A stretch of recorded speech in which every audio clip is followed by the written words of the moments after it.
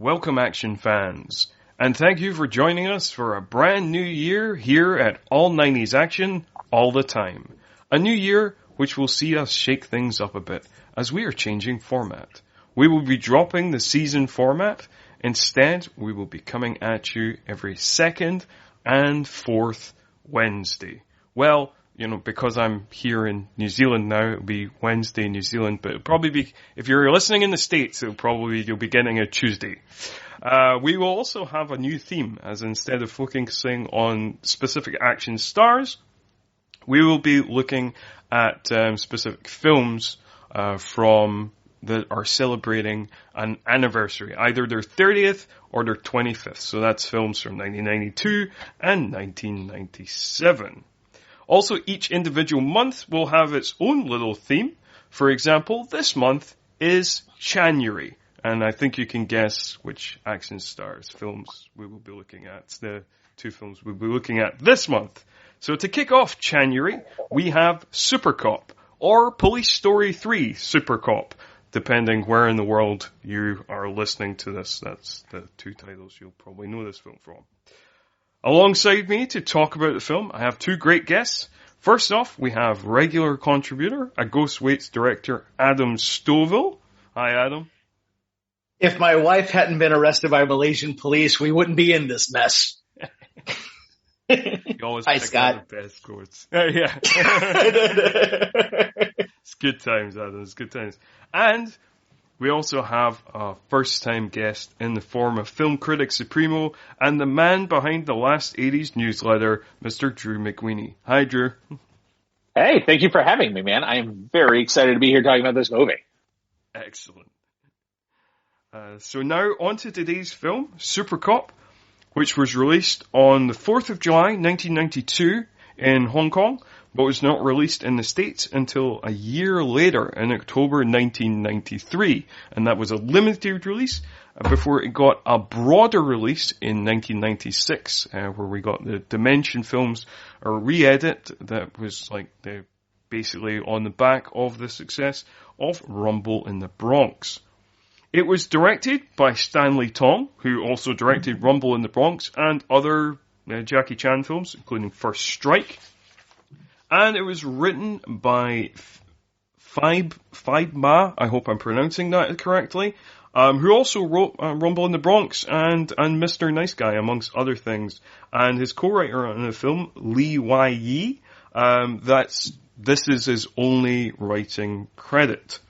Critically, it is currently sitting at a 6.9 out of 10 on IMDb, 96% on Rotten Tomatoes, based on 49 reviews, and a 3.5 on Letterboxd. So definitely one of the better rated movies we have covered on the podcast thus far. So, before we get into the movie, as always, I ask my guests about their relationship with the film. So, I'll go to you first, Adam. What is your relationship with Supercop? I watched it this morning.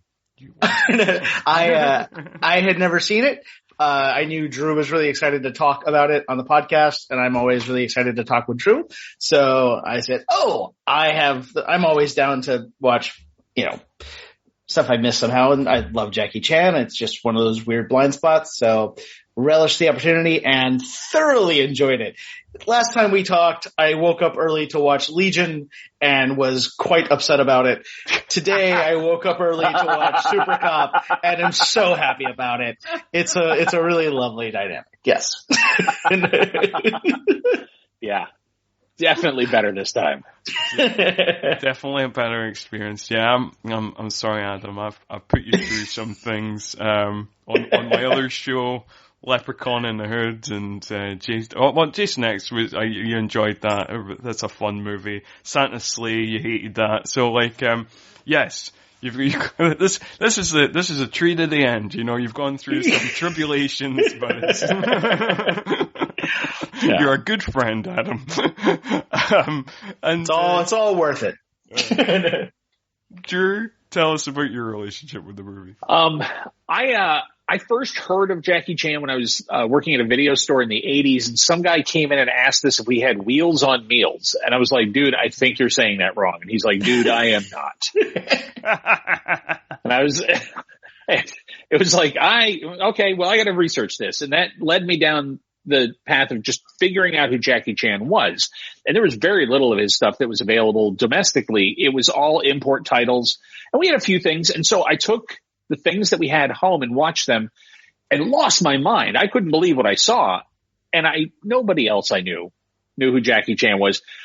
Until I moved to Los Angeles. And finally in LA, there was enough of a sort of Hong Kong fan culture and tapes being traded and people that I met at both the theater I worked at, the Laserdisc store that I worked at, where I started to see the stuff and the new art started showing things. And so by the time this movie came out, I was revved up. I was really ready. This was a big deal to me when it came out. The idea that it was Police Story 3, especially after Police Story 2, which is, I think, one of Jackie's early, like, home run masterpieces of action. So it really was. It was thrilling when it came out. When Dimension got hold of it, the exciting part was knowing that more people were going to see it. It was also a little bit scary because they were heavy-handed as re-editors. And I knew that whatever got to America was going to be a very different version. It's not that bad. I think the American version is, they cut out a little bit of talking, a little bit of setup, a little bit of the police business at the beginning, a little bit of hard edge stuff. But it's one of those where I'm glad this got the release it did in America. And when it came out as Supercop with the re-edit and everything else, I loved getting the experience of going to a mainstream packed opening weekend and seeing those stunts play with an audience that had no idea what they were getting into. It's one thing when you go to a screening and it's all hardcore Hong Kong fans who have tracked this stuff down because they know what the Hong Kong, industry does, what the stunt industry is there. But it's another thing to be sitting in like the Cinerama Dome and hear people who have never seen that stuff lose their minds. And I do think this has some of the very best stunt work in Jackie's whole career. Yeah, some of the stunt work in this movie is incredible. Like, this has got to be one of the... It's weird. Like, I became a Jackie Chan fan as a kid. I can't remember the first, like, Jackie Chan film that I saw. It might have been Rumble in the Bronx. I think it... I wish I'd grown up with him.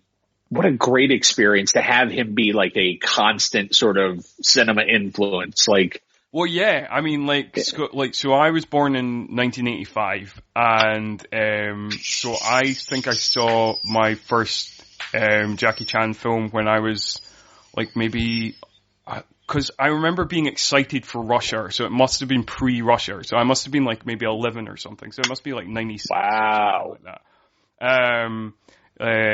Because I remember being like, Rush Hour, I really want to see Rush Hour.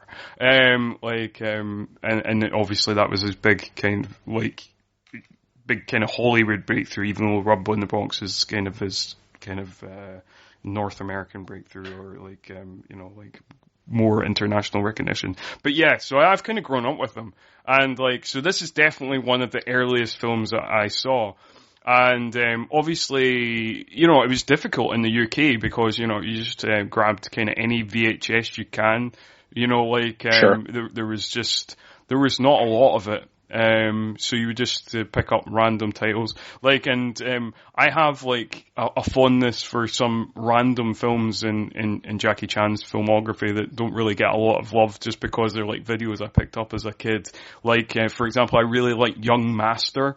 Cause sure. Yeah, cause I think there's like a 20-minute fight at the end of that movie that I think's amazing. I think it's really one of the best fights I've seen on set. I've watched a lot of martial arts cinema that I really rate it highly. And anyway, so on this film, I think I've always just seen the Dimension re-edit. I'm pretty sure I might have at some point seen the original film. But like you said, I think it's according to IMDb, it's about 8 minutes difference of the film, and like you say, it's a lot of kind of exposition stuff and some of the kind of darker, grittier stuff that they kind of throw in. I was wondering, in terms of, like, what was your initial impression, because you were a Jackie Chan fan, Drew, and you'd obviously seen the previous 2 installments of Police Story. What was your initial impression in the film in terms of, like, it just being like a different, because this is very much like a kind of James Bond style adventure, which is Police Story 1 and 2 aren't. Yeah, there's so little of, in the earlier Girlfriends, May is such a big part of it, and all the complications that always come with Jackie having to juggle his personal life is a huge part of Police Story and Police Story 2. So I love that there's the one sequence in the middle of this film where finally May comes back in and they manage to figure out how to do it with them being on vacation at the resort and everything. And that feels like a Police Story movie. Mm-hmm. The rest of it really doesn't. It feels like a very different film. And I like this. One of the things that it was a real shift in tone. It definitely is a harder movie than the other 2 Police Stories, which is weird because they both get really violent in places, but I think of them as comedies first in a lot of ways. Jackie did so much work. There's so much character stuff, and so much of Kevin's personal life is absurd and played absurd. And that's what I love about Jackie's films, is the way he can walk that line and throw both of those tones at you and somehow make them mesh. This film leans way more into the action movie, which may be one of the reasons that it felt like the right crossover. Is that mix of tone can be really off-putting to an audience that isn't ready for it or hasn't been prepped for it. This film plays much more like a straightforward action film that's got a few comedy sequences in it. Yeah, for sure. No, that makes a lot of sense. I think it is probably the easier sell, like, kind of crossover-wise. Because, I suppose, like, it's something I don't think about because I've watched, like, I'm a fan of Hong Kong cinema, I'm a fan of, like, Japanese cinema as well. And, yes, thinking it from a kind of mainstream audience perspective, the kind of switches in tones that often happen in Hong Kong cinema might not sit well with I think it's the reason that Indian cinema has never really broken through in the U.S. You have to teach an audience how to watch something like that because it is so radically different than the way we structure movies and the way movies work here. And if you don't prep them, you can just bounce right off them, and never find your way in. I think Hong Kong is easier because Hong Kong cinema, a lot of it is they borrow from Western cinema and then they put it through the blender of Hong Kong sensibilities. And so we kind of recognize what's being reflected at us, even if it's a different mashup or a different tone. But I think there's an adjustment for some audiences. And I think this movie, also taking him out of his regular cast of characters, there's not as much continuity you have to worry about. You don't feel like you're watching a sequel so much because you don't have the other cops, except for that one brief scene where they go to the village and they're posing as the mom and the family. But for the most part, you don't have to know anything about the others. And I think that helped too, in terms of just picking this as the moment to plant the flag and go, okay, we're going to really try to break Jackie in the U.S. Yeah, that's true. You don't have to be you don't have to know like May's backstory or Uncle Bill's backstory or anything like that. You just have to, kind of, it does feel like a kind of different movie in that way. And how did you feel about Adam as somebody who's never seen it? Or have you seen the first 2 Police Stories? No, I have not. Ooh.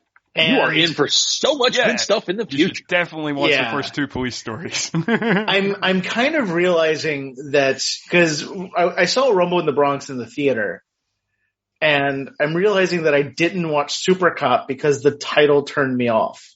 Oh. It's like the same reason. I mean, I'm just not a big cop movie person. Like, sure, I didn't watch Time Cop either. It's kind of a dumb reason, but it's. Cause I saw Drunken Master and like, this is really good. I kind of just forgot it was part of a franchise. Like, it definitely doesn't feel like it is. And I don't know, like I was just really digging the simplicity of it, which it makes sense hearing you guys talk that this was going to be like, okay, let's go ahead and pull him out of this, continuum and see if we can break him in America. Like that makes a lot of sense because I don't know that I would say it feels Western inflected, but like, watching it, there were definitely moments of just like, oh, like Mission Impossible stole this. And, another action franchise that I'm blanking on at the moment, but Bond. Like there's a moment that I definitely was like, oh, I have seen this used elsewhere. All three of the Police Story movies, I feel like were catalogs for Hollywood action for the next decade and a half, where they just went through and they went, okay, I'm stealing that. I'm stealing that. You can use that. I'm definitely stealing that.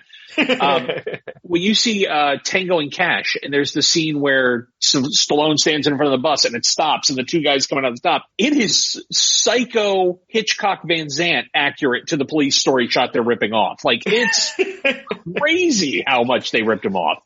So I feel like these movies, everybody was watching these movies, but they hadn't crossed over.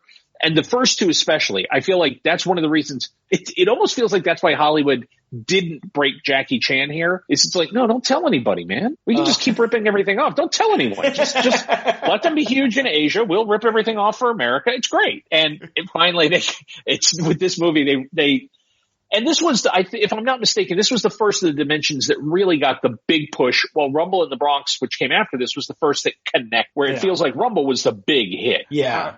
So, like, from what I read about it, Rumble was the big hit, but like, basically the Dimension re-edit came out in '96, the year after Rumble. Like, they bought it because of Rumble. They picked it up after, because it had a limited release in '93, which is obviously the original cut, but then Rumble hit. And then Dimension picked it up, re-edited it, and shot it out the next again year. And then this also became a bit of a hit as well. This was I will never forget sitting in the theater when the Dimension one opened and hearing people react to the train scene. Entire train scene, start to finish. And it's one of the most excited rooms I've ever been in. It was like the opening weekend of Jurassic Park when people saw the T-Rex attack. Just the temperature in the room changed because everybody started to get like physically involved in what they were watching. And I just showing my girlfriend who's never seen this movie, she walked through and I said, I have to show you something. I show her Michelle's jump onto the train and she's like, what was that? Right? Yep. Right. Real. I was sitting here in my office when watching it this morning and that happened and I just like had a giant smile on my face and clapped like, oh, good on you. Although, just before that, obviously, but, because when last we talked, we were discussing Legion and we had so many questions about why the hell any filmmaker would filmmake that way. There is a shot. Yeah, we should probably. There are many. Many. Adam, before you continue, we should probably mention that I don't know how much crossover there is between my New Horror Express audience and my all 90s action all the time audience. So we should possibly explain that on my other podcast, I run a spin-off series called the Guilty Pleasures podcast, where we look at horror movies from the 21st century that are kind of known to be kind of guilty pleasures. You all need to start listening to Guilty Pleasures. I have been through some shit for that podcast, but it's a delight. It is a oral delight. So there's a shot, he's driving the convertible and, Michelle, is thrown from or falls off the truck and he stops the car and steps out, stops out as it's stopping and all the cars behind it stop as traffic and it's just framed so perfectly that it's just one of those things where you're like, God, I love movies. Yep. Yep. Oh. I am, even though I love Jackie as a director, I'm really happy that this particular film is directed by Stanley Tong. I think their chemistry, I think the combination of the two of them, this has such a great popcorn energy. And I think the way Tong shoots the helicopter stuff at the end is brilliant and terrifying and really sells a stunt in a way that very few people sell stunts. He remembers the key ingredient, which is you have to convince the audience that your lead actor is going to die. That is exactly the shot in Mission Impossible Fallout. Yeah. Yeah. Yeah. I mean, they just completely ripped it straight off. Terrifying. It's really terrifying. And I think there's just something about the way Tong shoots. He's got a very elegant sense of how to frame action. I love the fight at the school when he goes and the cop wants to just fight him and see how he is. That fight is hilarious. Yes. And casual. And it feels kind of like, here we go for a moment. Let's just kind of casually toss off a moment where you want to see Jackie fight. All right, let's have a moment. And it's in any other movie, that would be the showstopper. And it's just kind of thrown away right here. That's, to me, great filmmaking. And that's how you know that as this thing accelerates, you're going to get everything you want from it. You're going to get all the big money shots, and they're really going to be big money shots. Yeah. I think, to pick up on your point, to kind of rewind to the start of the movie, like you were saying, Drew, that the first two police stories are kind of almost more comedies first and then like action films. And I think the way this movie starts, like before it kind of really cranks up to being like a full bore action movie with some laughs, it is kind of more comical because like they have that moment in the office where the inspector is like, oh yeah, we should go get James Bond, you know, when they were talking about whether to put Kevin on the mission or whatever. And then the inspector, who in the dub has an incredibly posh English accent, he does. Oh, I did think, like, did Matt Berry dub this? Like, he sounds kind of Matt Berry-ish. I'm telling you, I now want Matt Berry to redub everything. Because I would watch those cuts and those cuts exclusively.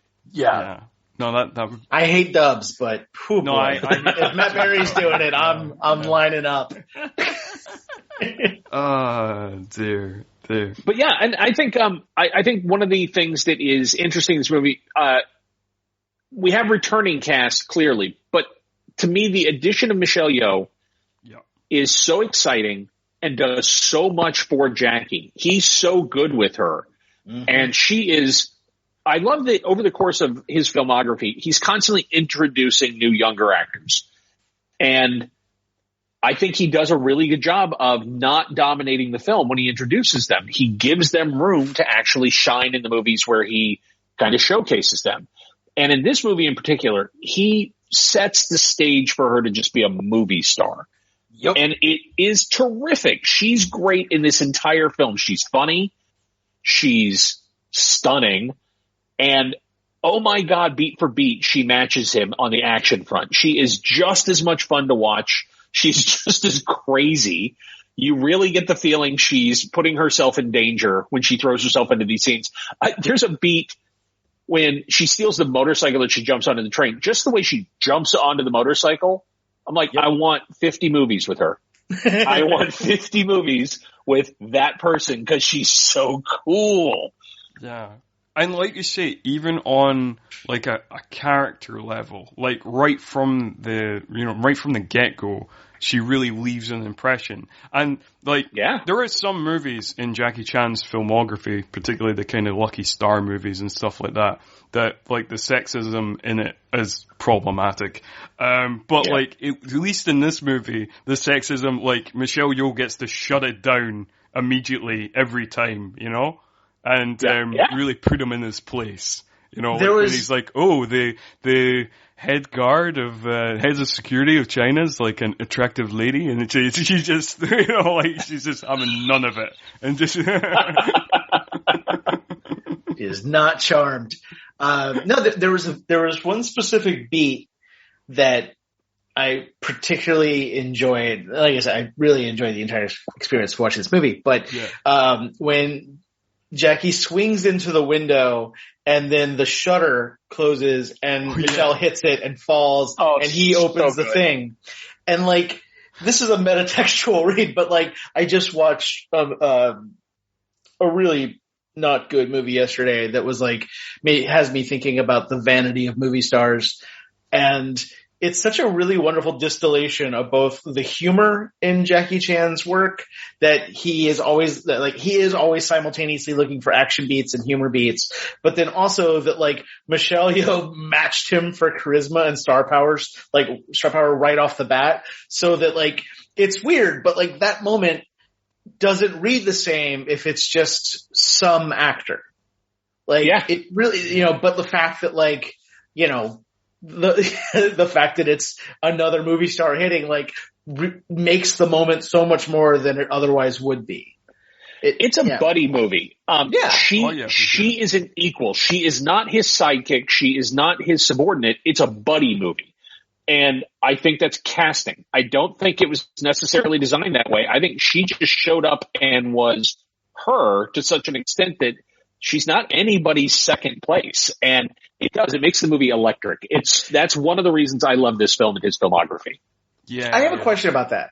Okay. So, cause there's the moment in the village, which is really delightful when Jackie has no idea what's happening. People are just like, hey, it's me, your uncle. And she just she's walking up there, or the picture's there with the two of them. And they're like, oh, is this your wife? And she walks in like, brother. And if they had gone with wife, then you have them being romantic towards each other and it becomes maybe much more Western. I really don't know about what was happening. But like the choice to make them siblings and not have any of that undercurrent. And I mean, they never have, their chemistry is so specific. And again, because I didn't know about Police Story. May's moment of jealousy is so short-lived because the movie can't play that. The movie can't play any tension in romantic misunderstanding and it's not interested in it. Right. I think even the moment where she massages him is all business and it when May's trying to see his face, there's never a moment that you think there's going to be sparks and terrific. How much fun is that to watch compared to the easy version of this? Yeah. And I think it's one of the reasons that he's just to interject, we should put like massage in quotation marks. She kind of begrudgingly pummels him for a second. And she kind of rests her fists on his back for a moment, pushes his face into something. It's not a massage at all. A massage in name only. I know. Yeah. Have we started the movie yet? I mean, technically we have. Okay. Basically, I have made the decision based on another podcast that we did, also on the Guilty Pleasures show, on Club Dread, that I've kind of given up on like doing it strictly chronologically. I feel, it's reached its limits, and so we're kind of bouncing back and forth. Okay. We will talk about the main plot of the movie soon. Okay. Well, I think the movie's got a really simple but smart. My thing is, you can't do complexity in plot and then complexity in action, and I think have both work. If you really want the movie to scan for an audience, keep it very simple, and then you can make the action scenes within that as dazzling as you want.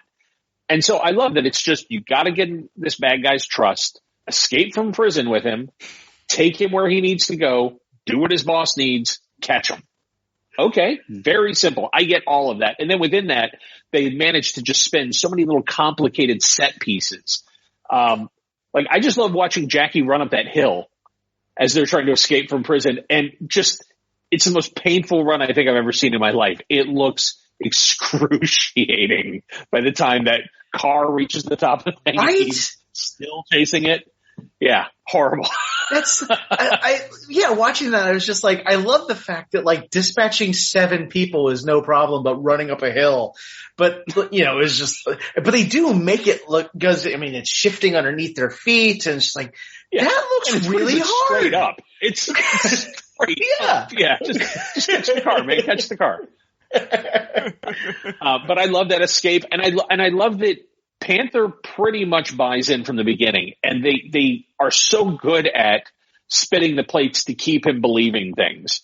And it's ridiculous, the world, like, I just accept that the guy's name is Panther. Let's go. Okay, we're all looking for Panther, and then Panther's going to take us to, Chibot. And, okay, great. I really like your point about, Drew, about the, like, you can't have complexity in plot and complexity in action. Because I very much feel the same way. Because like looking at like some of the kind of the best kind of action movies of the last kind of like 10 years or whatever, things like Mad Max Fury Road and The Raid and stuff, like they have very little in plot. It's very bare bones, but like, Miller's a real believer. Like incredible. I wanted to zero in on the same point. Because when you said that, it rings immediately true. Because yes, Mad Max Fury Road's plot is get her. But like, my immediate thought was No Time to Die would like a word. And it's like all the like the last, Skyfall. I think they dress it. I think they dress it up. I think the Bond films are, and it's one of the reasons that some people have trouble with the Craig films, is I do think when they try to disguise how narratively simple they are. Like Skyfall's really a crazy ex-employee tries to kill an old lady. You're right. That's it. Yeah. That's all Skyfall is. But they hide it under the Dark Knight. They, dress it up and they try. Yes. And so he's the Joker and he's got plans and there's wheels within wheels, but he really just wants to kill an old lady. This is where I betray perhaps my hottest of all takes when it comes to Bond, which is I may be the only person who enjoys Quantum of Solace for its simplicity. I think it works better than Spectre, and I think it works narratively just as a really lean companion to the film that came before it, which is both a problem and a strength. If it had a better villain, I think it would pay off. Oh yeah, that's fair. That's super fair. Casino Royale 1.5. So it's like a bonus scene that just goes on for a really long time. Hey, how is the sound quality on your end, Scott? Because it's kind of breaking up on my end. I resume. Well, we're going to go back to Supercop because I'm going to stay quiet about Quantum of Solace, which I think is one of the most boring Bond movies ever made. So that could be a whole conversation. You were the second podcast to shut me down talking about Quantum of Solace. Nobody wants to talk about that movie. Okay, fine. This is about Supercop, damn it, Adam. I have, I'm too invested in Bond. It could be too long a conversation. It'd be too long a detail. I think James Bond is like religion and politics. It's one of those conversations you don't get into unless you're willing to throw punches. You just know. I love you, Drew. That's wonderful. Oh. I would need to have a separate Bond podcast to thrash this one out. Like that's what I'm saying. Okay. Well, I'm ready and waiting. Okay. Whenever I add a third podcast, or technically, is it a fourth? I don't know. That's a really good point. Because it's a very simple. It's a thing that I actually checked the time because once he was on his way, I was like, we're 7.5 minutes in, and the mission, everything's very clear. Yep. It reminded me of being 12 years old making movies with my friends of just we go over there. Okay. I love this. I love Michelle's first big fight scene in the, when they go to that village and everybody's pretending to be the relatives and then they're getting arrested and she finally jumps in and goes into action. You get a sense right away of just how precise she is. That's one of the fun things in this movie is Jackie, and he's loose-limbed and he's hilarious and he manages to be funny within the fight and use it. She is super precise. She is crazy, focused in these fights. I immediately entertaining. And I think, each of the fight scenes leading up to that, is entertaining. It's hard. Some of these movies do not, I don't think, do a very good job of building in size from fight to fight. This is one of the better ones in that each of the set pieces feels like you're ramping up a little bit. Or you mean from the fight in the restaurant, and then they get arrested, and then Michelle comes to the rescue and does that I love her outside kick, and then it goes into another big fight. Yeah, I think that ramps up beautifully. I appreciated when they're in the village and Jackie is completely duped by Uncle dressing as his mom until Uncle Clark Kent's him and reasons his glasses. He's like, oh, okay. But then you go to the boat and they slide underneath, and then there's the reveal of there's a boat underneath the boat that they're going to take off on. But for a moment, it's just are these cops going to get on there and not? And then they just immediately they're like, oh, these are false panels. And it's like, okay, so maybe Supercop isn't heavy on deduction. Other police deduce. I love go back to that big fight. After Michelle Yeoh rescues them and starts beating people up. I love how when they run out of weapons and stuff like that. There's that one beat where Kevin just throws a bunch of chopsticks at a guy, and it was well, it worked. He ran away. Yes. I also like that she throws chopsticks to keep the guy from getting his gun, and he recoils in fear. Such is the velocity of Michelle Yeoh throwing a chopstick. Yeah, Jackie just throws them. She is deadly with them. Yes. Yeah, no. She is skilled. She is a master of the weaponized chopstick. Where yes, he just grabs a bunch of them and just throws them out. Only one of them went on to Crouching Tiger, Hidden Dragon, and I have no questions why it was that one. Mm-hmm. Jackie just throwing the sticks at people, Now I'm imagining him a red buttons of chopsticks, just walking around with a bucket, chucking them in the sky into the air. I really like narratively. I like how she is as quick as Jackie in terms of how to modify a situation, how to take advantage of a situation, the fake killing of the security officer so that she can join them. Yes. And to have, and now Panther trusts them. Just the fact that she immediately realizes, okay, great, here's an opportunity. And then, I think that's part of the pleasure of this film is there are Jackie Chan films I watch waiting for action scenes, and the stuff between them can be rough after you've seen it once or twice or even the first time. But this is one of those where I enjoy everything about the characters too. I really love the fact that the way this thing is built and the way they're constantly winning Panther over to them. And yeah, she's terrific in that scene. She acts that she fires it off, but then when they get away, she has that moment against the wall where there's are you okay? What's wrong? And she's I killed someone. She's shit. All right. Yep. Yeah. Yeah. I also like you said, Adam, it's often shown that Kevin is not the brightest because there is that beat just after it where he's you didn't actually kill that guy, did you? And she's no. And she says it in that way of no, of course not, you idiot. I'm a professional. What are you talking about? Oh, Kevin. No, buddy, it's cool. Yeah. It does make me want to watch the rest of the series just to see that character with outside of this context. I think you'll really love the first two. Yeah, you'll really love the first two. They are both just terrific films. Okay. Yeah. Yeah. Oh, the whole, their whole chemistry together is great. I love when they're on the boat and they're kind of squabbling siblings and they're just slapping each other about. It's just very funny. Yes. And it's for her, she is, I looking at her career at the time, like this was one of those moments where I feel like an actor realized what they were doing.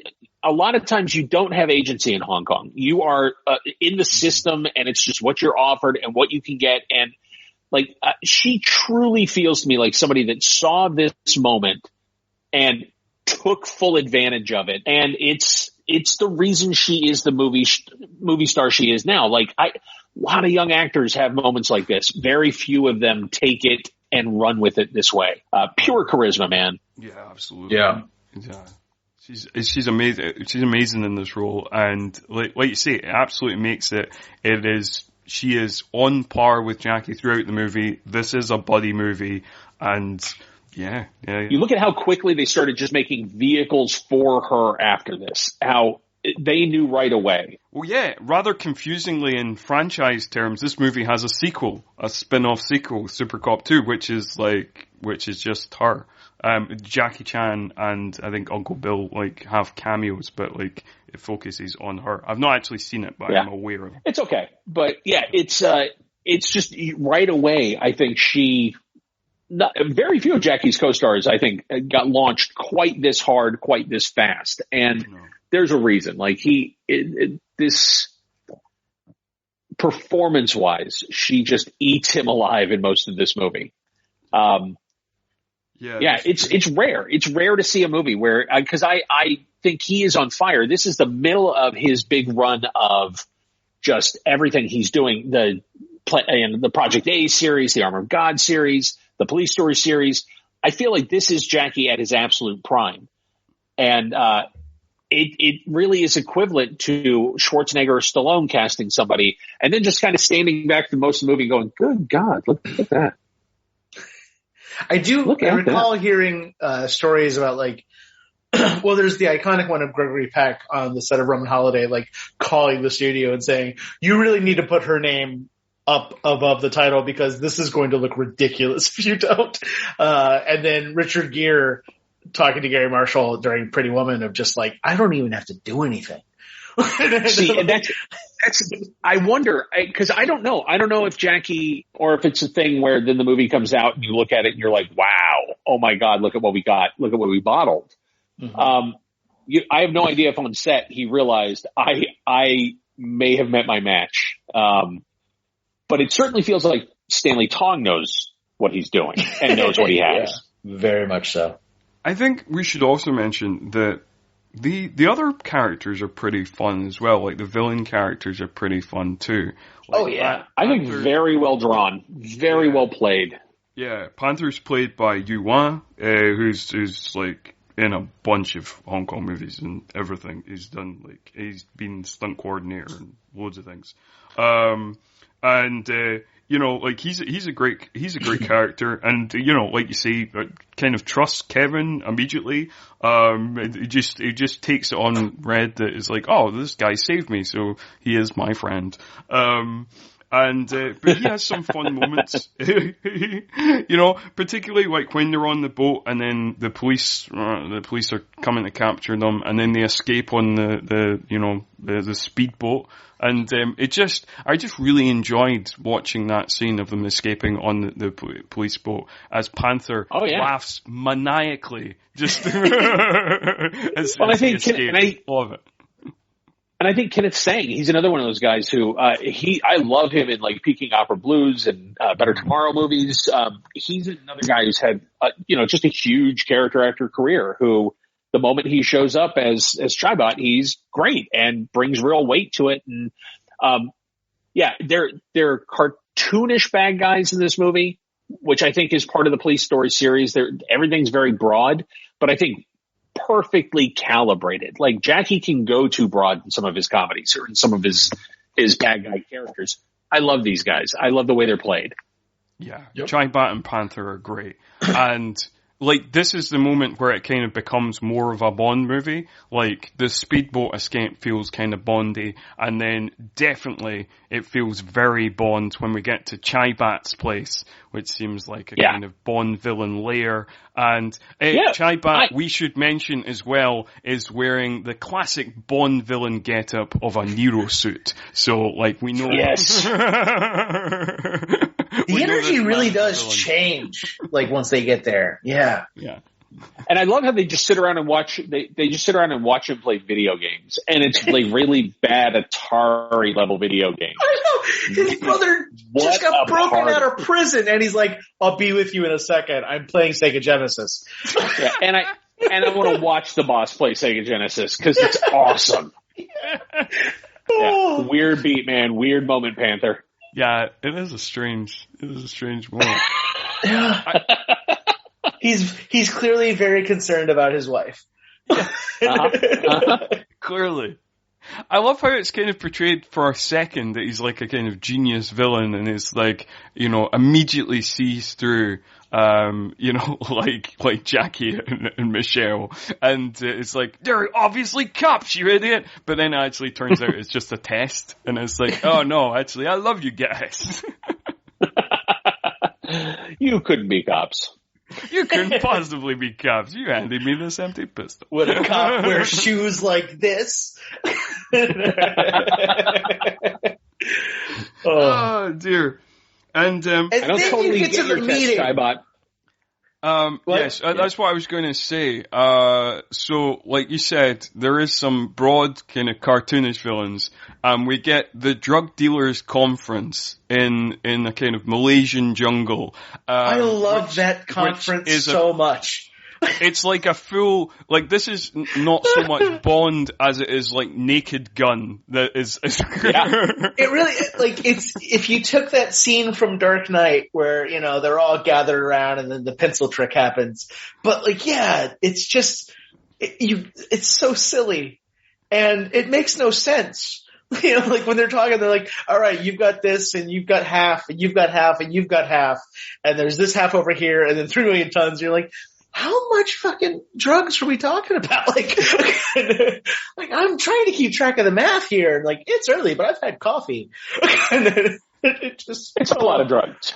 They're so delightful. Cause it's almost like a childish understanding of crime. Very much so. And, so you think like, it's not that the stakes are low, but like it keeps the tone kind of light. And then everyone dies. Oh, I loved it so much. Yeah. Oh, God. Like, and just the pinball of the conversation of just like, hey, I've done this and, you're not gonna edge me out of this. I run this place. And they're like, well, someone here didn't pay. And it's like, okay, well, admittedly, that is me. I did not pay. But if you're trying to use that as an excuse. Yes.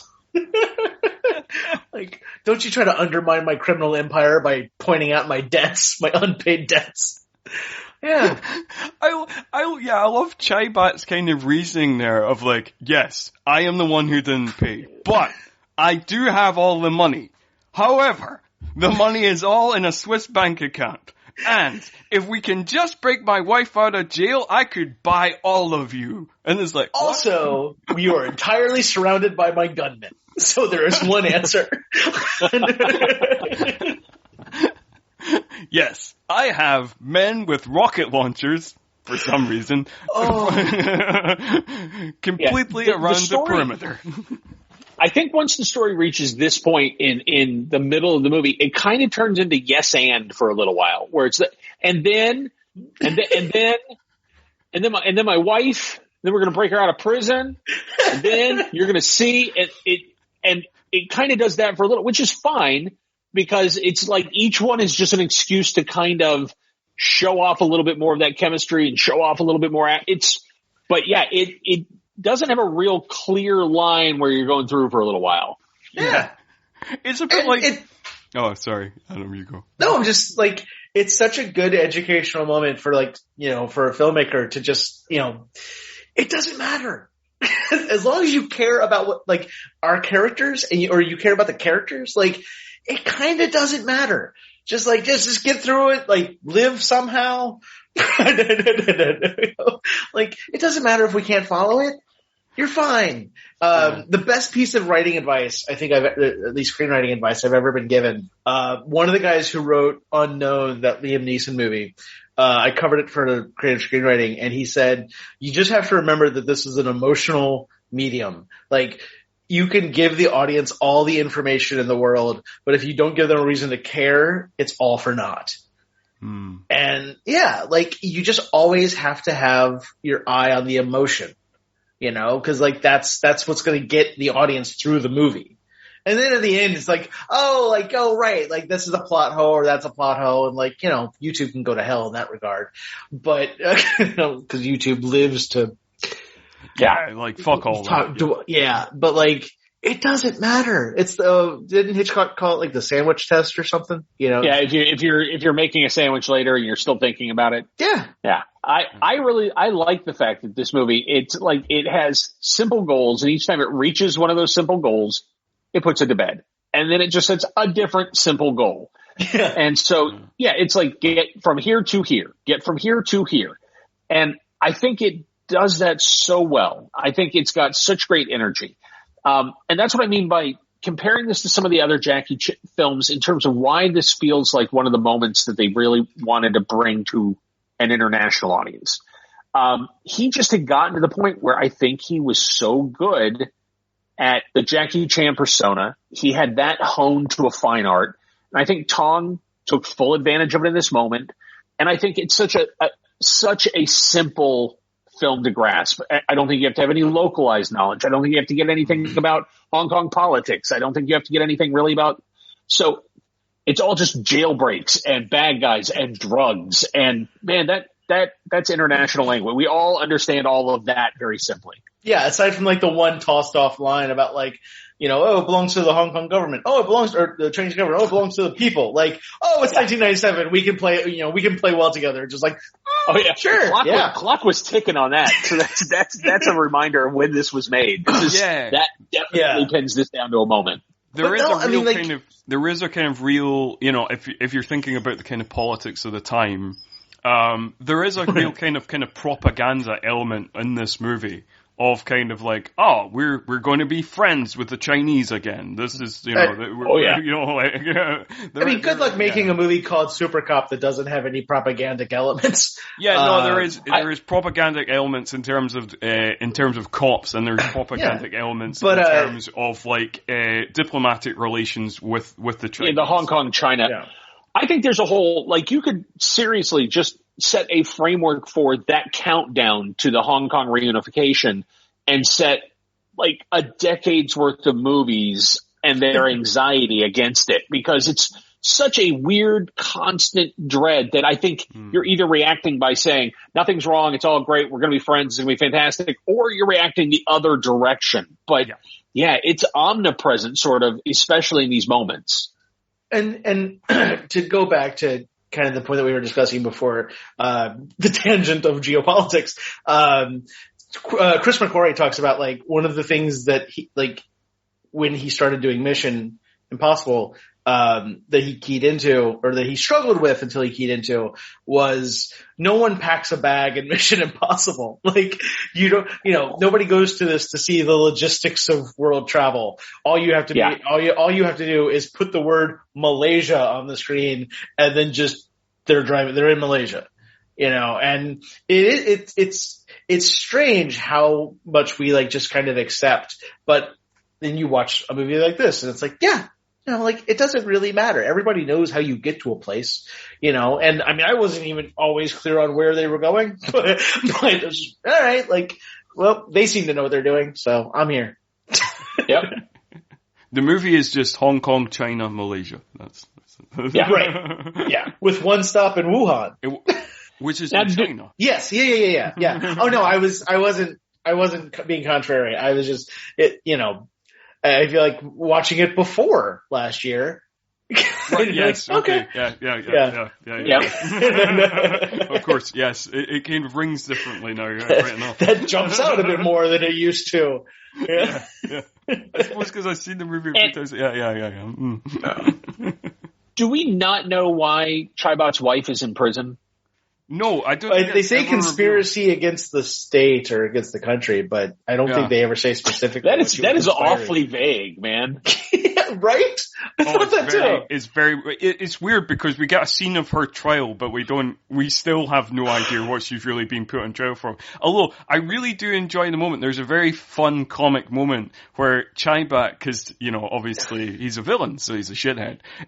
He sends a man to be like, hey, can you give us the Swiss bank account codes? And the wife's like, hell no, that's not going to happen. Also, another one that I really love is when they get there and he's like, that's the courthouse. And I think it's Jackie Chan that says, is there a reason we need to know that? Like, it's an actual line of dialogue. Do we need to know where the courthouse is? I love that more in movies where there's a bit of useless exposition said and then somebody's just like, and? What? Yeah. It's like in the less than good movie I saw yesterday was Rambo Last Blood. And there's a moment in it where cause he is indecipherable so much of that movie. Like he has got that Stallone gravel voice going. And at one point a character just says, what? And it made me so happy. It's like, yeah, man, I got the subtitles on. Like, I don't know either.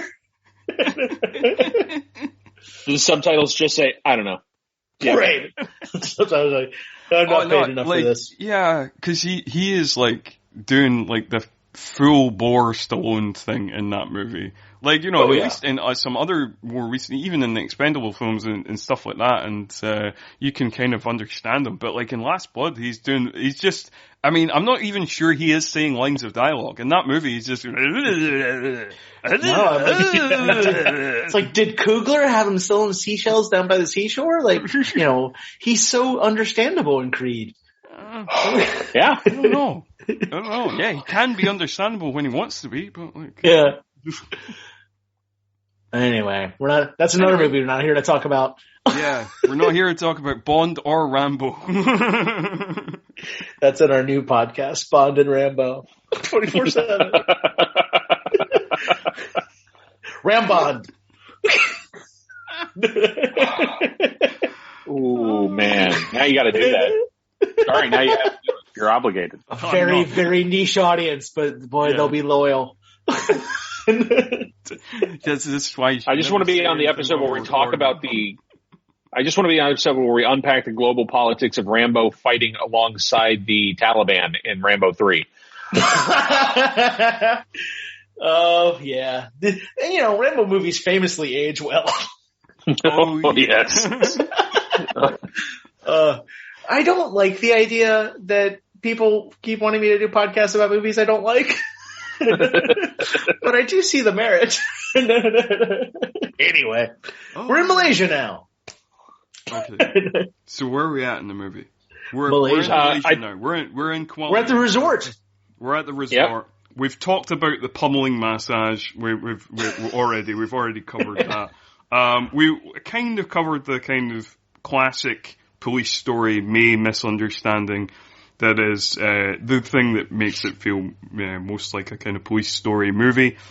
Right, that's the moment where I'm like, oh yeah, this is a police story sequel. Yeah. That's right. And then we get some hilarity around the hotel staff and Panther and a bunch of other people mistaking May for a hooker. Because, obviously. Jackie's gender politics, you give with the one hand with Michelle Yeoh's character, you take with the other with the May storyline. So yeah, it's like, oh man, yep, there we go. Yeah. And then we get out of that and I will say, because this occurred to me a couple times during it. Like you have the moment early on when Jackie says, "Oh, the head of security is an attractive woman," and then later on when Panther assumes that May is a prostitute. And then there's something later on. There's like an early moment between, Kevin, I should say, and Panther. Mm-hmm. So I grew up in the Midwest and the South, and one of like my chief complaints about that is that I was constantly like other straight white guys were constantly assuming that I was having the same lizard brain thoughts as they were. And so lots and lots of guys have said truly reprehensible things to me, like expecting agreement, you know, like, oh yeah. And it was a thing that I kind of liked about the character building. It's just like, you know, he uses that as like, this is not a good thing to think. Like, this is not correct, you know, because this person who is a rampant murderer and who knows what else he has done, like, thinks this. And so it is clearly the wrong thing to think. Like Kevin Smith used to get in trouble with, for this because, especially in Chasing Amy, he's like, oh, but Jason Lee's character is the fool. Like he's saying all these things and he's the fool. And it's like, right, but he's also the most fun character in the movie. Like it's the Always Sunny problem of like a whole lot of people are going to agree with you and not get that they're doing it wrong. And I kind of appreciated that. Like I actually thought the morality of the movie was pretty clear. Yeah. Yeah, no, I agree. I think there is other Jackie Chan movies where the gender politics are, like I said, are more problematic. But like the sexism in this movie tends to get shut down, or even like in a kind of bit on the boat. Oh, I think it's buffoonish, like definitely. Yeah. You know, even that bit where he's like, oh, this stupid woman's giving me lip kind of thing. And then that's it. That's exactly what it was. Usually bites back. You know, so there is a kind of clear morality here of generally sexism is punished in this movie, you know? So, like nobody comes out of this movie wanting to be Panther. True. That is very true. I honestly don't, I mean, that is a whole different rabbit hole because I don't understand how people can watch certain things and be like, oh, I want to be that. I don't understand how people can watch The Wolf of Wall Street and not understand that clearly Martin Scorsese hates that character. Like, I don't, but anyway, like, I just, again, that's a whole different rabbit hole. I was also going to say, sorry, real quick. Also, go ahead. When you guys, when you watch the Netflix thing that I'm about to release, that's what it's about. It's literally about the idea that I don't give a shit about liking characters in movies. I'm more interested in interesting characters in movies. And I truly, I'm not there to get a moral lesson. I'm there to be interested and entertained and engaged. And so, it's a huge sticking point for me. So, and I apologize if this tangent, whatever, but like, so I'm currently working on a script with somebody and it's a vengeance script. And A Ghost Waits took me 5 years to make.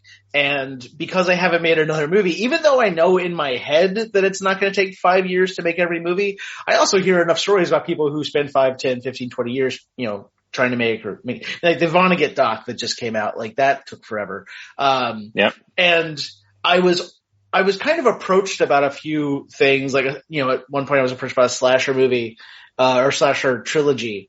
And I was just like, I don't think I can live in that space. Like, this is a very intensive process. And as we've been working on this vengeance script, I've been thinking a lot about the morality of it because, not everybody, you don't go to the movies for a moral lesson, but morality does exist. And, of course. Of course. But I don't think you as a filmmaker are immoral if you show an immoral thing. I think you can be highly moral and show an immoral thing. Yes. I don't think one necessarily precludes the other. I think it's all context. It's all, absolutely. Yeah. Just using like Wolf of Wall Street as an example, like that shows immoral things, but has like a very moralistic tone of like, these people are bad. These people are shitbags. These people are fucking you. And like, you know, like you should hate them. It is startled that world exists. That entire movie is, can you fucking believe this? Exactly. Oh my God. Can you fucking believe this? That is what the movie is saying. Yeah. Oh my God. Yeah. It's, as someone who thinks wealth is gross, I love that movie. Yeah. It's great. So much. But yeah, I love the May stuff. I genuinely love her in this entire. I love every time she appears in this series. I'm sorry that this is the last time she's in it, but I think Maggie Cheung, like, terrific, great comedy actress, great dramatic actress. She's pretty wonderful. So, and of course blows it, and of course then blows it after she manages to keep everything fine. She blows it. Which I think is her finest comic moment in the movie. Like, she is so cool. Like, she sees Panther behind Kevin. She understands the game. She knows what's going on. Kevin's on official business. She's got to play it straight. So she slaps him in the face and pretends to be the hooker that Panther thinks she is. And then immediately she gets in the lift and is so proud of herself, just starts blabbing away and gets herself kidnapped. It's amazing. That is cinema. Because, like, she gets into that elevator and she starts talking and you're like, well, there's definitely somebody in there. But, in the frame, it's just them and some white people and, it's just them and tourists. And then people get out. By the way, he's very good at the reveal with a camera reveal in this movie. For comedy effect. The cactus that Jackie jumps into, the stunt at the end where you don't know where he lands and he tilts up to it. He loves the tilt reveal to get a comic laugh at, to get a reaction out of you. Yeah. It was so, like, you even knew who it was going to be, kinda. Like, cause there really could only be the one guy. But it was just so well executed. Oh, it made me so happy. And pretty much once that happens, the movie gallops. Yes. Like, that's one of those movie moments. And especially for movies that I rewatch, I remember when I was a kid and I would go see Raiders of the Lost Ark like 17 times while it was playing in theaters because I was a lunatic. And I got to the point where I knew certain moments I'd like get comfortable in my seat. Okay, here we go. Here it comes. And the rest of this is going to be nuts. And that's what this is like. The moment she blows it and gets kidnapped, you're like, the rest of this movie is buckled in, and it's great. It's such a matter of rhythm too, because like you have to know what the audience is doing, because the moment it shifts to reveal the dude in the elevator, as an audience member, you're just like, well, there it goes. Mm-hmm. And it is off to the races. Like, it knows exactly what it's doing. This movie was not made up by accident. No, absolutely not. Because, like, as you say, when it's revealed May has been kidnapped, and then, basically one of the henchmen phones up Panther, informs Panther that Kevin is like a detective, for the Hong Kong police, and then after that it's just action set. The plot has ended. We don't even get the confrontation. You know, it's just remain calm as I tell you this. They're police. And then it just cuts to he's in a truck and they're like, we're going to kill him if you don't do this. Go. Like, shit. Like, there wasn't even, you didn't even get the moment of the confrontation. It's just like, wow, this movie, I mean, there's lean and then there's lean. Mm-hmm. Yeah. Yeah, because there is that brief moment of confusion where you're like, oh, why is he in the truck now? And then you just get them on the video being like, yeah, if you don't do this, we're going to kill May. All right, that's why he's in the truck. Fair. Yeah. Shit. Okay, guess I'm doing this. Here we go. It's so great. And this is one of the, throughout Jackie's career, there are the big set pieces that you talk about in terms of just how did you ever think this up? How did you orchestrate this? You've got the helicopter, the train, the car chase, the motorcycle, all the elements of this thing.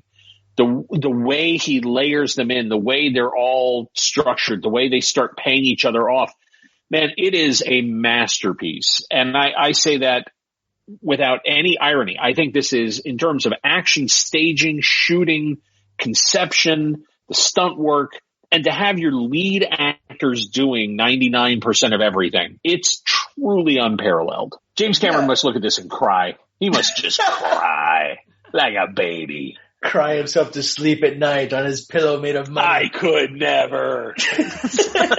No, because like watching, especially when she jumps onto the train, it made me think about like the latter Die Hard movies of just like, this is what it looks like when you actually like think about how, like, have a crazy idea and then couch it in the physical universe, as opposed to let's fly a plane through a helicopter or whatever it was. Like, say what you will.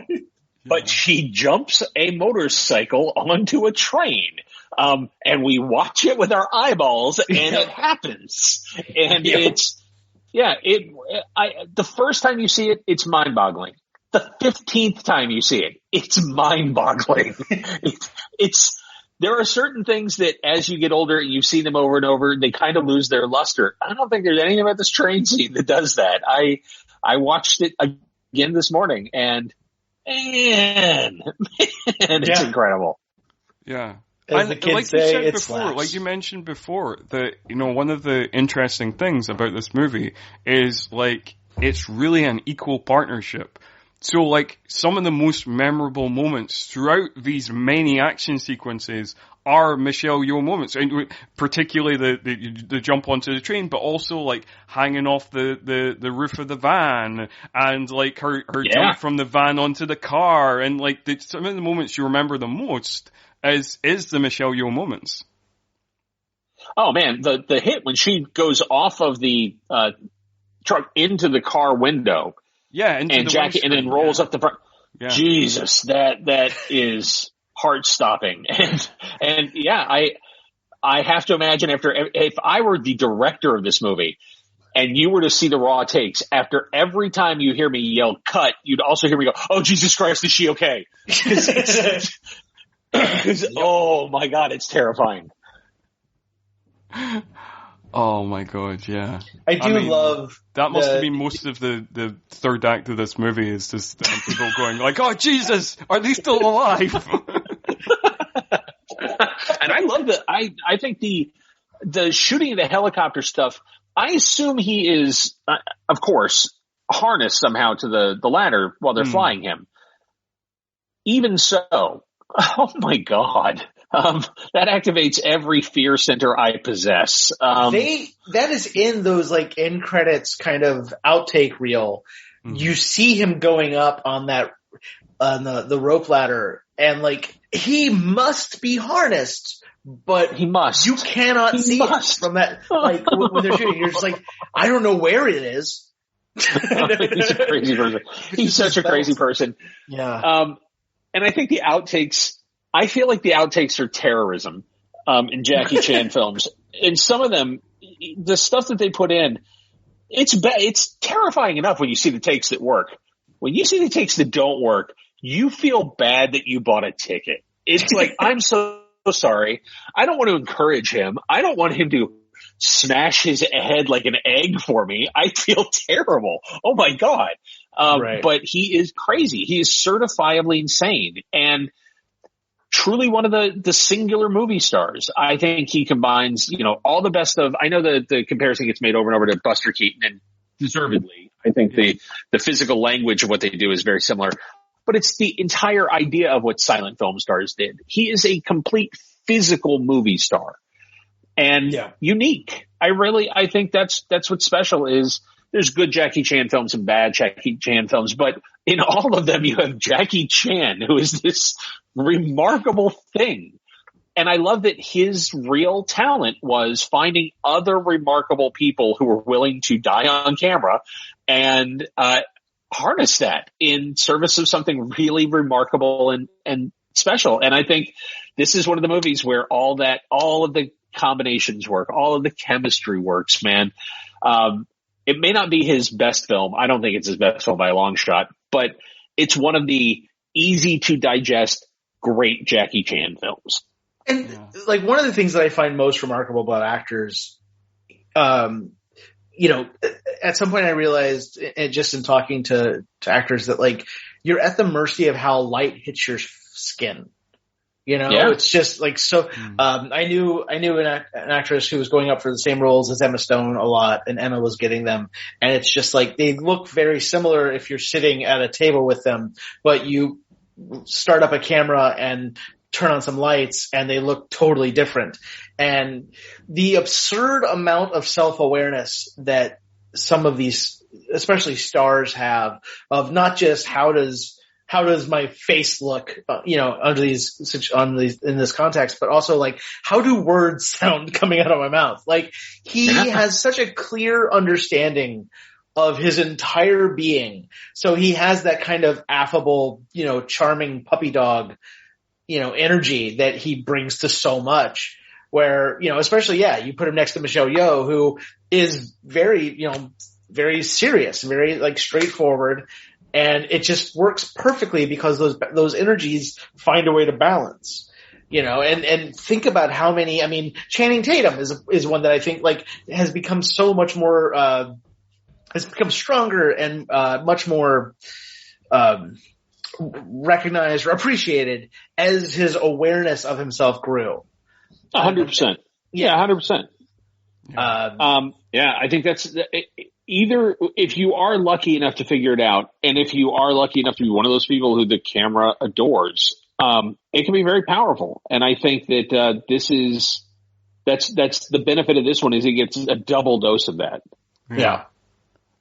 It's interesting you used Channing Tatum as an example there, Adam, because I was thinking, because like you say, that's somebody who's obviously, he has a kind of star power because, like, he's a good looking guy or whatever, but like, he had that moment where it's kind of like, he had, he sort of had a self-awareness of like, what he can do and like what he can kind of bring to the table. Cause I remember like having a big kind of like aha moment in terms of like, I don't know, I remember going into like 21 Jump Street with very low expectations of just being like, I guess this film will be fine.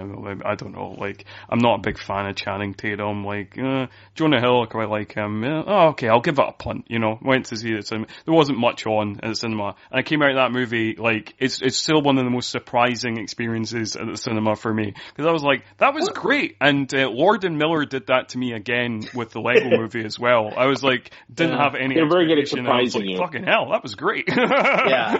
Well, cause he had, he worked with Soderbergh, and, Soderbergh, I think it was Soderbergh that talked about, like, they were just at lunch one day. They were, he and Channing Tatum were just at lunch talking, and Channing told him about his background and had all these amazing stories.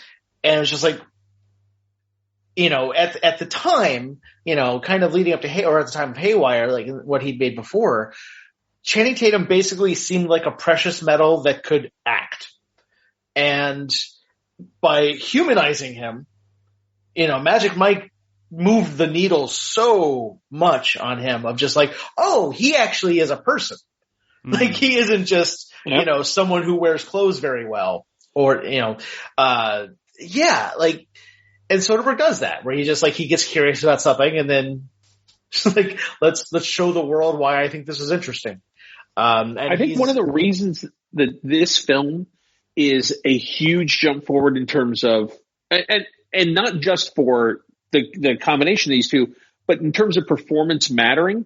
Performance matters on all of Jackie Chan's films, clearly, but Hong Kong largely overdubbed everything.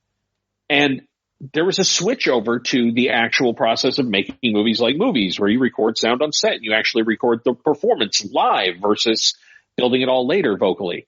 And this was the movie where they did that. And it really does make a difference. The chemistry between Jackie and Michelle is the real chemistry from the set versus something that had to be reproduced later. And I think it reads. It's one of the reasons I feel like this film may have really felt different to an audience that was used to Jackie's movies before this. Yeah, that's true. And it makes a difference because like most of the other actors are being dubbed by other people, but Jackie and Michelle are dubbed themselves. Yeah, and in the original, just to hear them together and to hear it really be them together, it's great. Like, they have such a natural, easy chemistry immediately. Right. Also, I just wanted to, I was just thinking about something. Do you think that this movie is maybe more accessible, particularly in the 90s, was maybe more accessible to American audiences because the action feels quite American? And for a Jackie Chan movie, the quotient of martial arts scenes is actually quite low. Oh, I think that's absolutely, it's a huge advantage. And it was a complaint for people that were Jackie Chan fans about this film. And it's still a complaint. Some people still aren't massive on this movie because the action is kind of Americanized, and there is very few martial art fights. But there are so many great Jackie Chan films that are martial arts fights oriented. If I want that, I'll go watch Drunken Master 2. And I'll watch the last act of that movie, and I will watch the most amazing martial arts fight I've ever seen Jackie Chan do. There are movies that do that. And so I don't mind that this one has the emphasis on a different kind of stunt work and a different kind of action, because I just think that's what they leaned into. Sure. It's not like they have fights in the movie, but they're bad fights. It's not like Jackie just showed up and phoned in a bunch of terrible martial arts. It's just not that film. And I understand if that's what you wanted. And I understand even that Police Story and Police Story 2 set a different table. But, sometimes a sequel switches tone. And if you can go with it and it works for you, great. And if not, then I don't know. It's probably very disconcerting. I'm sure there's fans who bounce off this one. Oh my God, that's heartbreaking.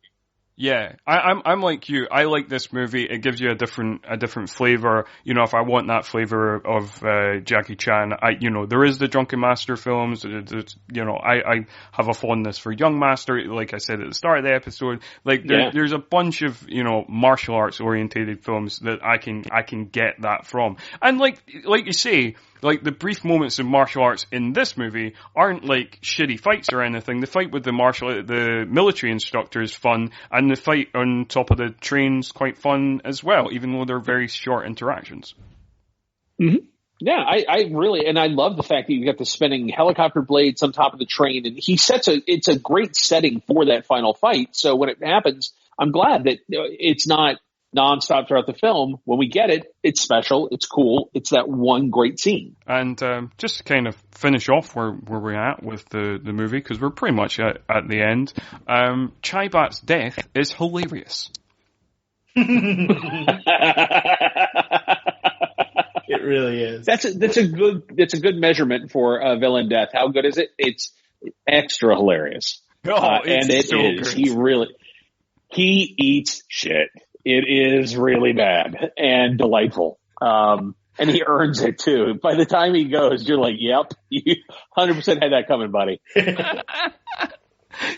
And it's one of those great villain reactions. Obviously there's the kind of iconic kind of villain reaction faces, like Alan Rickman falling off the Nakatomi Towers and Die Hard and stuff like that. And it is one of the all-time great villain reaction faces when Kenneth Science, he realizes, oh no, I'm going to go head first into a flaming helicopter. Fuck. Yep. And not to rush past that, but the very end of the movie, again, I was just cackling with laughter because the movie just ends. It's like Whiplash. It just pieces right out. Dude, I love movies that do that. I love movies that have 14 seconds of closing credits. Because you get the really lovely thing of Michelle Yeoh catches Chappelle's wife, and Jackie Chan has to catch her, and then it ends up being inverted in the very end, and then they all they're just sitting there, and I like that the villain's wife is just yeah, you caught me, you can have my money now, and that you get that little moment of oh, does it go to China or Hong Kong? It's we'll never know, and then just Tom Jones. And it does feel very much like a Bond movie in that they kind of just put a punchline on it, except it's not a punchline about Bond getting laid. It's a punchline about China or Hong Kong getting money. It's right. But it's very much the same structure of here's your joke, here's your button, get out. Yeah. And now you get to watch how insane it is that we make these things. And when she misses the train, it's one of the most terrifying things I've ever seen. Yeah. Oh, God, yeah. Oh boy. Oh boy. Yeah. Yeah. I don't think I could direct it. I honestly, just having been on set for giant stunt sequences and giant action sequences, I think you got to be wired a certain way to be able to do it well and to not just be heartsick the whole time because I would be terrified. I am terrified just watching this stuff. And these behind the scenes, like I said, they are, I know they're hilarious and wild but they are also just plain anxiety inducing.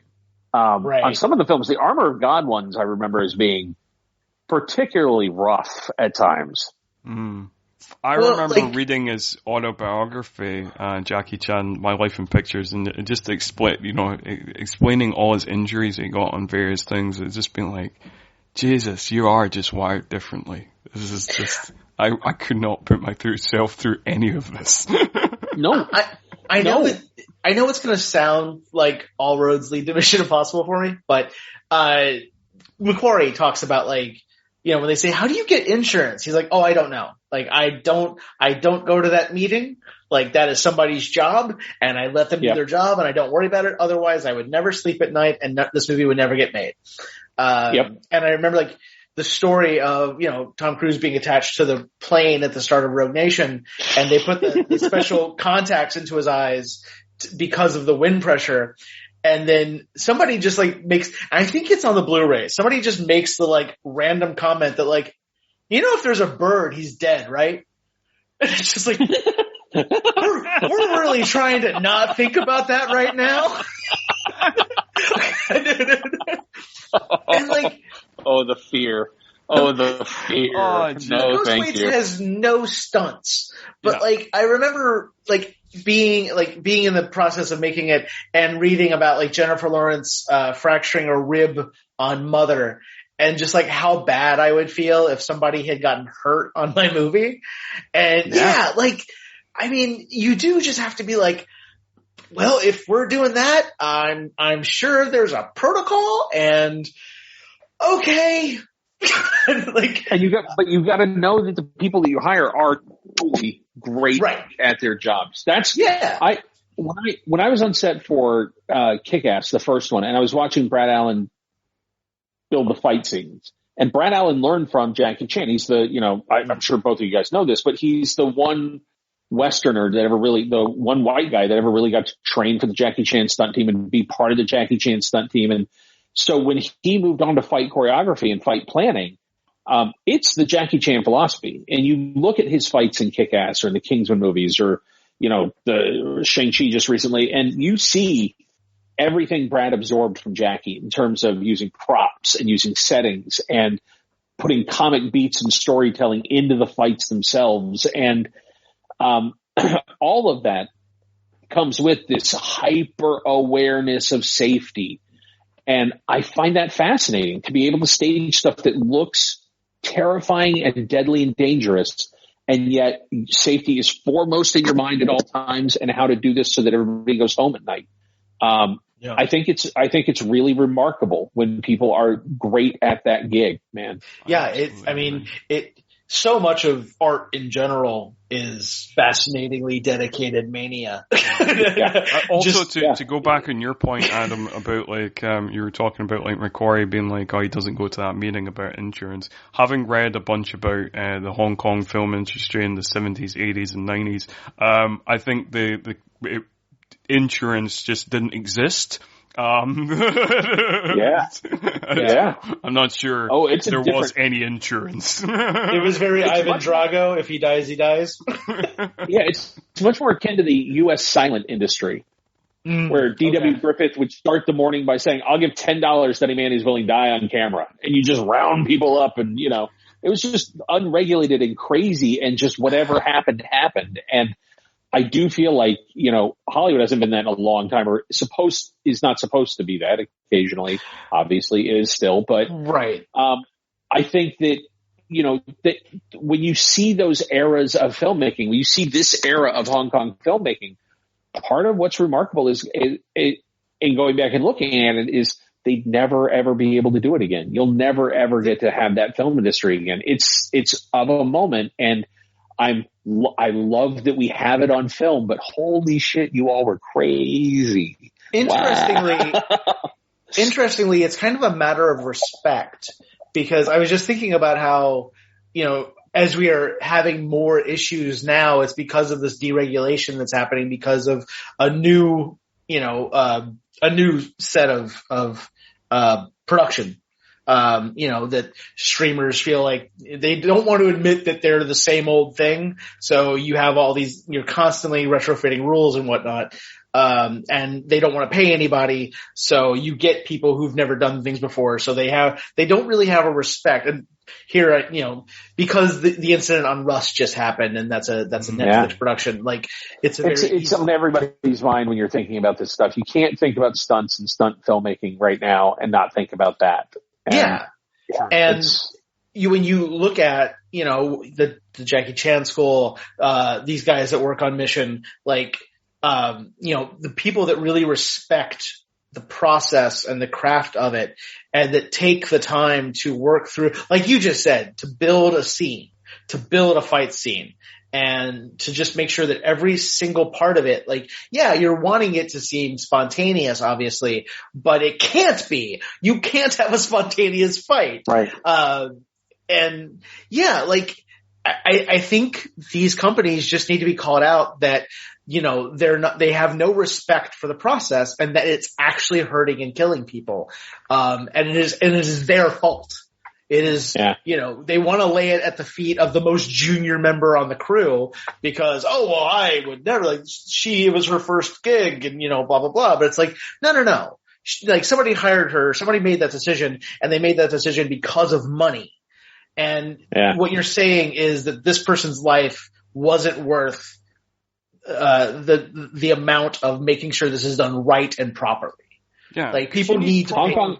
You need proper craftspeople in these roles because, like you were saying, like with the stunts and the fight choreography, these are proper craftspeople. They know what they're doing. They know how to make things safe, and they also know how to make things look good on camera. Because, movie martial arts isn't the same as real martial arts. You watch like a martial arts tournament, it's not the same. Because a lot of kind of realistic martial arts, realistic fighting doesn't necessarily look flashy or good on camera. So they know what they're doing, and you're gonna let these people who are at the top of their game, have these roles. They're the idea that no one died during the shooting of Fury Road, with how much of that was practical, the insane shit. The idea that no one died, the idea that not everyone died shooting the polecat sequence in Fury Road, is remarkable. Much less one person. All of you should be dead. None of that is rational or possible. No. But yeah, that's what happens when you spend 5 or 6 years thinking about something and planning something and obsessing over something in order to pull it off in the real world. Yeah. Well, these movies, thank you so much for letting me. I do not rewatch Jackie Chan's films enough. I went through a mania. I went through a period where I was so crazy about him. And I ingested everything, and I don't watch his films very often anymore. When I show my kids, when I introduce them to one, I will, but it's a very good excuse to get up on a Saturday and break one out and really just remember why he is one of the greatest movie stars. Yeah, absolutely. Yeah. I love my rewatch of it as well. Kind of the same, I suppose, because with the horror podcast, I got more into horror and stuff like that. So I watch a lot of that, and I loved his movies as a kid, and I've in recent years I haven't gone back and rewatched his movies as much as I did, particularly in my teens.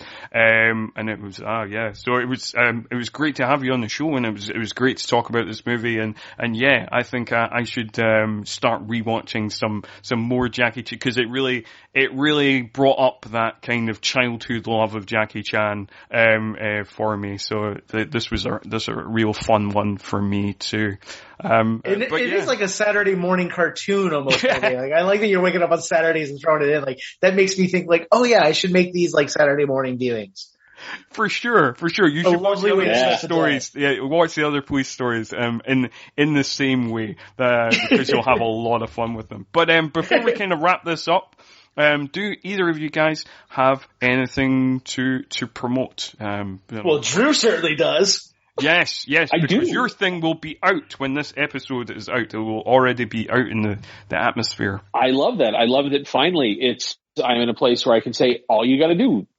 Open up Netflix and look for a show called VOIR, Voix, produced by David Fincher and David Pryor. It is a 6-part series of deep dive film essays just about the love of cinema. I think we've all been missing the movies and going to the movies for the last couple of years. It was weird during the pandemic. I've not gone more than 6 days in my life since I was 7 years old without being in a movie theater. And then to go 18 months without being in one, it disconnected something in me. It was really weird. So I love that now they're finally putting this out. It is something that I'm really proud of. I have one of the episodes. I star in it. I wrote it. I produced it. David Pryor directed it. And I hope you guys watch, because if you do, we will get to make more, and they'll be great. Also, please read my newsletters. I am at drewmcweeny.substack.com. That is my newsletter, Formerly Dangerous, which is current movie reviews. You can read me weeping about the new Ghostbusters movie if you'd like, or just various pop culture things that are happening. I write about games. I write about books. I write about television as well. And then I also publish the last 80s newsletter.substack.com, which is the last 80s newsletter you'll ever need. I am currently reviewing every single film released in America in the 1980s. And I started at the beginning. I am chronologically up to June 1980 right now. Later today, I'm publishing my piece on the Blues Brothers. So please sign up for that one as well. And that's it right now. Excellent. Adam? Yeah. So if you like a Ghost Waits, we now have a merch store. You can go to bonfire.com/a-ghost-waits. There's a bunch of shirts. There's some coffee mugs. And then we're also going to be doing like limited edition runs of certain designs that some artists have contributed. And yeah, it's just, we've been really overwhelmed by the response to the film. Letterboxd has their ongoing top 25 horror films of the year, and we're number 12 on it. And as a friend said the other night, holy crap, there's real movies on this list. We've been really overwhelmed by the response, and just, it's finally winding down. There's no more Ghost Waits events on the calendar as of right now. And so just kind of, it was like a thing that we wanted to do of like, well, people really love this. So let's let's put this out there and give them a way to share, sharing it more. And, if they want to, for anyone, So if you want any of that stuff, like I said, bonfire.com/a-ghost-waits. McLeod and I are on Twitter and Instagram. I don't know. Just thanks, guys. Like the last couple years, it's weird, Scott. Like you've become like, I talk to you more than I talk to my father. But about the exact same things. That's what's crazy. Yeah. He also doesn't want me to talk about Quantum of Solace. No, like I realized the other night that I finally am the person I always wanted to be, and existentially, that's a really, really awesome thing to realize and to feel. And you guys have really been a part of it. So I don't know. I get a little emotional thinking about it, but I just want to thank you all very much. That's amazing. Thank you very much, Adam. And we'll talk more about that off air. It really kind of hit me hard. I kind of don't know how to respond to that. I suppose I have to wrap up the show. Hey, we got it in under 2 hours. Review and subscribe, it seems weird to promote the show now. Check us out on Twitter at 90s Action. I don't know. Thanks for listening, guys. And tune in next time when we'll be talking about another Jackie Chan movie, Mr. Nice Guy. Hi, everybody. Nice.